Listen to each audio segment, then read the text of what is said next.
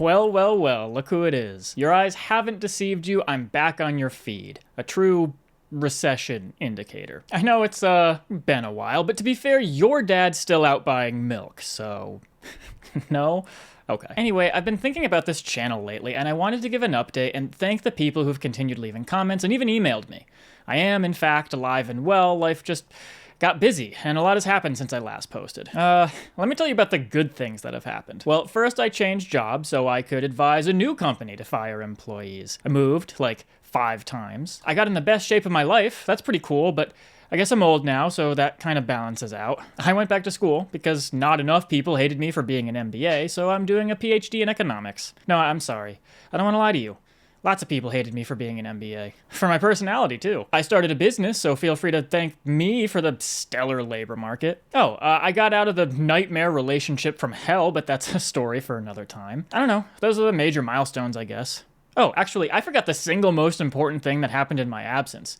Neo 3 was announced and it's coming out February 6th, so that's probably going to be the best day of our lives. But despite all that, I was still dropped on my head as a baby, and my mom popped Tylenol like Tic Tacs, so I sometimes miss the days when I posted on the Mimir channel. As some of you know, I started Mimir like 3 years ago as a side thing. I didn't have concrete goals per se. It was never my full-time job, but that doesn't mean I didn't care about it. In fact, I was very eager to grow, though it turns out you don't really get taller post-high school, and the channel was apparently doing pretty well. I guess I just had unrealistic expectations. I saw a video recently and my source is that I made it the fuck up. So you'll just have to take my word for it, but it said most creators don't get 1,000 subs until 18 months of posting.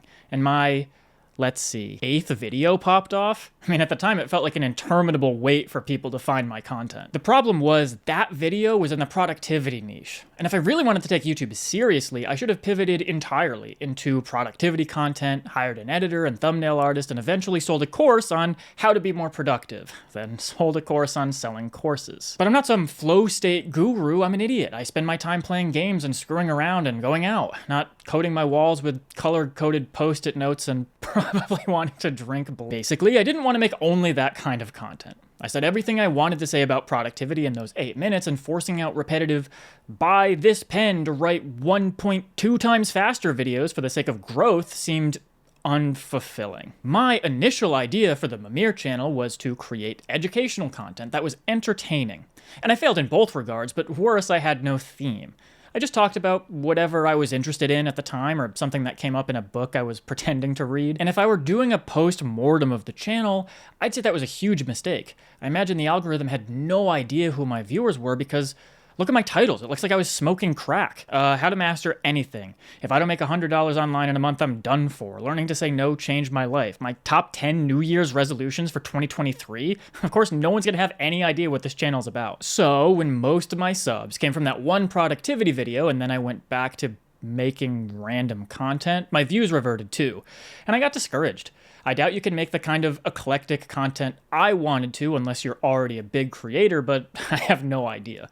So let me know if you know. And I don't know if people realize this, but I was doing everything myself. All the editing and thumbnails on top of the content creation, obviously, and it was a big time and money sink. I'm probably the only human being who didn't pirate Photoshop. I paid for a music subscription service because I don't really understand how people use like video game soundtracks and don't get copyright struck. I want to do that, and it'd take me weeks to do the editing. I had no background in it. I bought Final Cut, watched tutorials, and did my best, but that was always a prodigious task. And frankly, all that time could have been spent more meaningfully by making hate threads on Reddit posts or something. Yeah, I don't know, nothing was coming to me for that one. The other thing is that the YouTube meta was different when I was posting. The Mr. Beastification of YouTube was in full swing. Cut at least every 2 seconds, especially in the introduction. Talk as animated and as fast as you can, include lots of sound effects and transitions and animations, and jiggle keys in front of the baby's face constantly to ensure high retention. The thumbnail needed to be as eye-catching as possible, your head in an alligator's mouth, and the title needed to be like, I survived 100 days being eaten by an alligator, or you're screwed. And I do still see that, but I've also seen several recent viral videos that are like, I'm a 33-year-old big fat loser and I hate myself. And it's like a 50-minute unedited video of a guy looking sadly at a camera in his room talking about relatable struggles. I mean, I don't know what that really signifies. Maybe it's more about my homepage than anything, but I'd guess people are looking for authenticity more now, especially with the proliferation of AI-generated content. But when I think, man, I want to make my old style YouTube videos again, I have no idea how much effort to put into an individual video. I could theoretically post more frequently with less production. Maybe people are tired of that overproduced style, or maybe they'd be bored without it and never finish a video. But I think for something like the Mimir channel, where I'm not selling anything and actively losing money, actually, my monkey brain really wants to see the number go up. It's just not that fulfilling to spend a lot of time on a video that gets 40 views down from last month's high of 50 views. So if you're watching this, I'd love to know what attracted you to my old content. If anything. Did you like the production or did it not matter? What about the topics? What did you look forward to seeing? I guess you could broadly categorize my videos as self-help, though that wasn't really my goal. Is that how you saw the channel? If you'd be interested in seeing videos again from me in the future, let me know in the comments what you want to see. I'm serious, please. For old time's sake, I went back and watched my video on how much money you need to be happy, and I was like, damn, I wouldn't even know how to do some of that editing today. And I was also like, damn, that only got 200 views? You guys are nuts.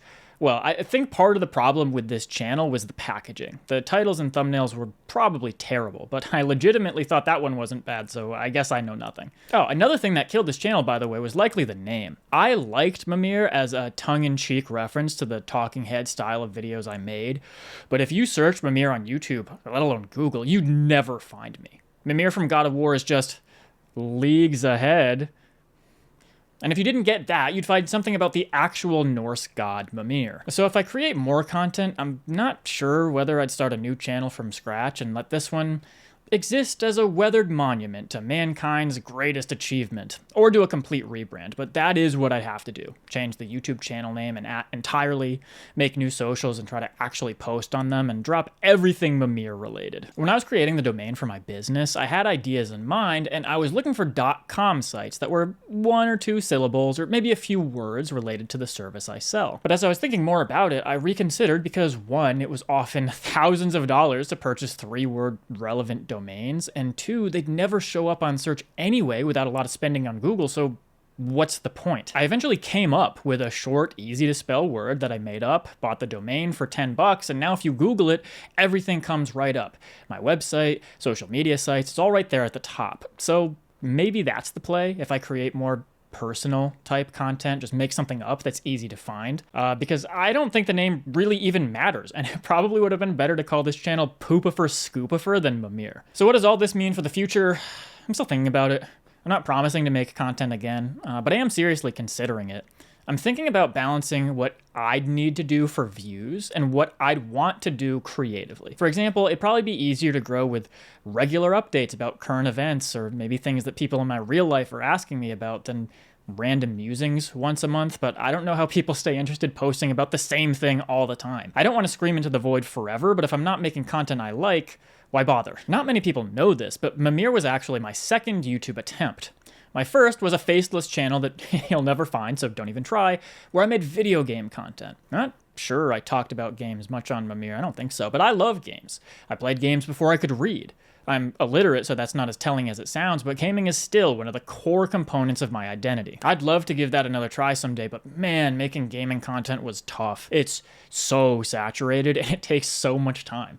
Like, if you're doing a game review, you want it to be topical, so you have to buy and play the game on release. You want to play the whole thing to give an informed opinion, and if it's a 50-hour game, that means a 50-hour investment before you even begin filming. Then you have to go through 50 hours of footage to find the moments that portray what you're talking about in the video, then film and edit the whole thing without running out of Jose Cuervo, and it's just a big ask for a part-time project. And when you're finally done, the 400 million other gaming channels had already published videos on that game 3 weeks ago. I think the best case scenario as a gaming YouTuber is like a Nakey Jakey type situation where you publish a few bangers a year on things that really interest you. But I can't imagine putting that much effort into one video to have it flop and then wanting to make another. So at the end of the day, I guess I really am just a fat, lonely 30-year-old loser just like you. Yeah, I don't know. We shall see. Anyway, if you watched all this, you're one of the OGs who stuck around, and that means a lot to me. It's cool that my old videos were memorable to some, and I appreciate you tuning in. If you are still watching this, you're obligated to let me know in the comments and tell me what you used to like about this channel. If people do, and I start fresh with a new channel, I'll make a community post or a short video or something letting you know about the new name, and if no one does, then haha, it'll be a secret and you'll never find me again. Anyway, thanks for watching, and who knows, maybe you'll see me again shortly.